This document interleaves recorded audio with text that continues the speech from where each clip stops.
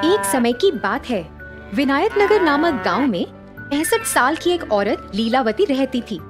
वह अपने 2 बेटों और उनके परिवारों के साथ रहती थी। वह एक ही घर में रहते थे। लीलावती को स्वादिष्ट खाने खाने का बहुत शौक था। उसे अच्छे कपड़े पहनने का, आईने में अपने आप को देखने का बहुत शौक था।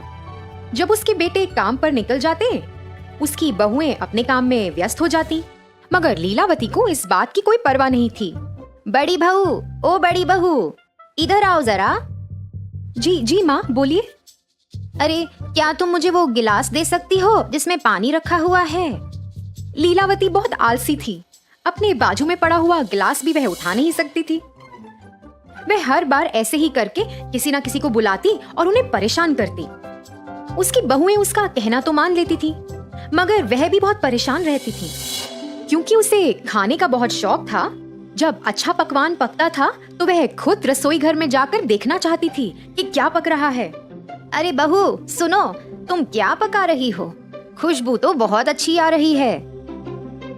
फिर जब लीलावती की बहुओं ने खाना बना लिया तो वह इंतजार करती थी कि वह रसोई से बाहर कब आएंगी।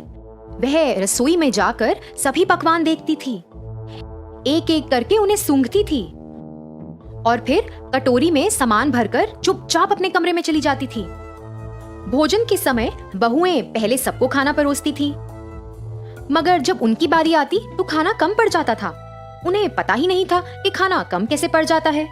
कभी कभी तो उनके पति उन्हें गुस्सा भी करते थे कि क्यों उन्होंने सही मात्रा में खाना नहीं बनाया है। ऐसा देख के लीलावती मन ही मन खूब हंसती, मगर वह अपने बेटों को कुछ नहीं कहती थी कि वह अपनी पत्नियों से ऐसे क्यों बात कर रहे हैं। फिर एक दिन लीलावती के बेटे बाजार से कुछ मिठाइयां लेकर आए और वो मिठाइयां उन्होंने अपने बच्चों के लिए रख दी। लीलावती से तो रुका ही नहीं गया। वह अपने पोते पोतियों के पास आई और मिठाई का डब्बा उनसे ले लिया। सुनो बच्चों, ये मिठाइयां मैं तुम लोगों में बराबरी में बांटूंगी। चलो अपनी आंखें बंद करो और अपना हाथ आगे करो बच्चों। ऐसा सुनकर बच्चों ने वैसा ही किया जैसे उनकी दादी माँ ने कहा। फिर लीलावती ने उस डब्बे में से कुछ मिठाइयां चुपचाप अपने पास रख लीं और बाकी की मिठाइयां बच्चों को दे दी और फिर चुपचाप अपने कमरे में चली गई। ये ही नहीं, वह तो अपनी बहुओं की साड़ियां भी चुराती थी। जब उसकी बहुएं साड़ियों को तार पे सूखने के लिए टांगती, वह चुपचाप साड़ियां ले जाती। उसकी बहुएं परेशान हो जाती कि ऐसा किसने किया है। उन्हें लगता कि साड़ियां कहीं गुम हो गई हैं। माँ जी, आपने मेरी लाल साड़ी देखी क्या? मैं कई समय से ढूंढ रही हूँ मगर मुझे मिल ही नहीं रही। मैंने उसे सूखने के लिए तार पे डाला था, क्या आपने देखी है? नहीं बहू, मैंने नहीं देखी। मुझे लगता है वो पड़ोस की राधा ने ऐसा कुछ किया है। कल मैंने वो साड़ी उसके पास देखी थी। हाँ माँ जी, मेरी साड़ी भी गुम चुकी है। मुझे लगता है ये राधा का ही काम है। तुम दोनों को उसके पास जाकर बात करनी चाहिए। ऐसा बोलकर उसने अपनी बहुओं को बहकाया। जैसा उनकी सास ने कहा, वह दोनों अपनी पड़ोसी राधा के पास गईं और लड़ने लगीं। राधा की तो कोई गलती ही नहीं थी और उन्हें लड़ता देख लीलावती दूर से हंसने लगी। इनको तो पता ही नहीं चलेगा कि ये मैंने किया है। देखो कैसे लड़ झगड़ रही हैं। लीलावती ऐसे ही अपने परिवार में सबको तंग करती।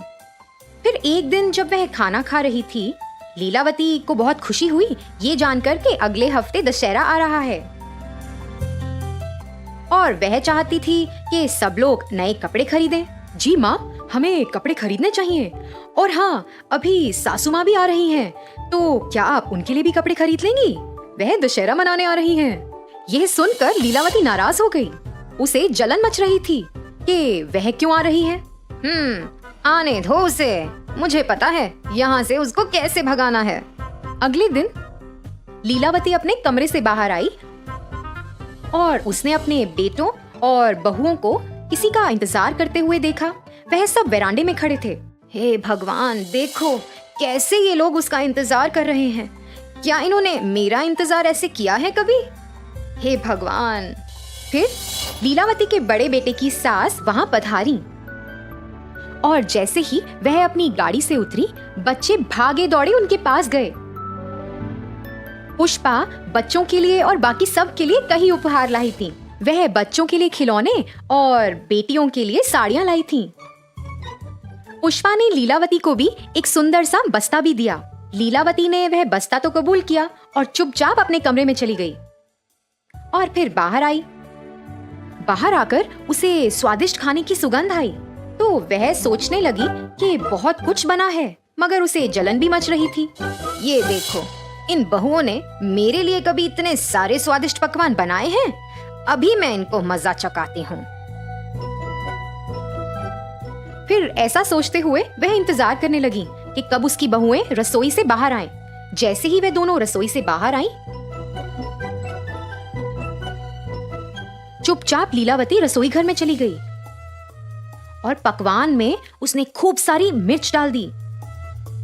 फिर जैसे ही सबने खाना शुरू किया, सब लोगों से खाया ही नहीं गया। सबको खूब मिर्च लग रही थी। सब तो पानी के लिए तड़पने लगे, मगर लीलावती ने तो खाने को छुआ तक नहीं था।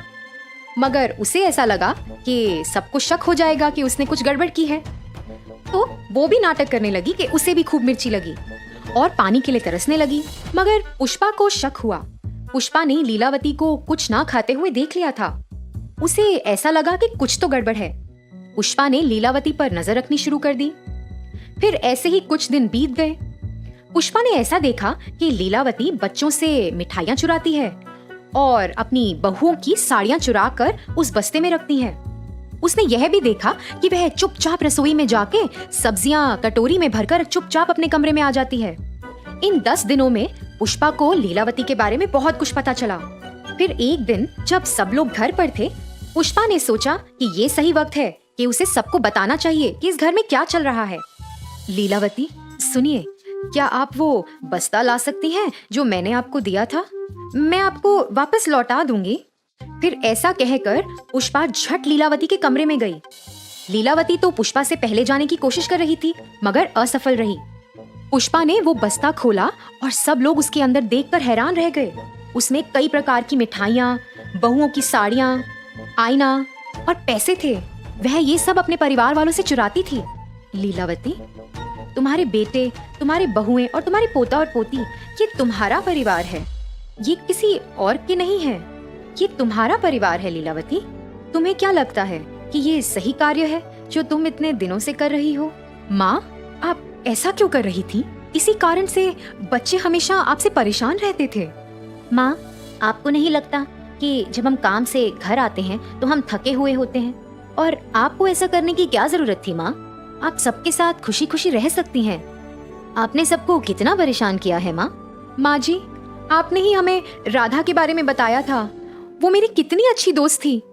आपके झूठ की वजह से अब मेरी दोस्ती भी उससे टूट गई है। माँ जी, हमने आपका बहुत ख्याल रखा। आप ऐसा कैसे कर सकती हैं हमारे साथ? लीलावती को अपने से कम उम्र के लोगों को ऐसा कहते हुए बहुत बुरा लगा। ज्यादा बुरा इसलिए लगा कि वह उसके खुद के परिवार वाले थे। उसे एहसास हुआ कि वह कितना गलत कर रही थी और उसने सबसे माफी भी मांगी। उस दिन से लीलावती अपने बच्चों का अच्छे से ख्याल रखती थी। वह अपनी बहुओं का भी खूब ख्याल रखती थी।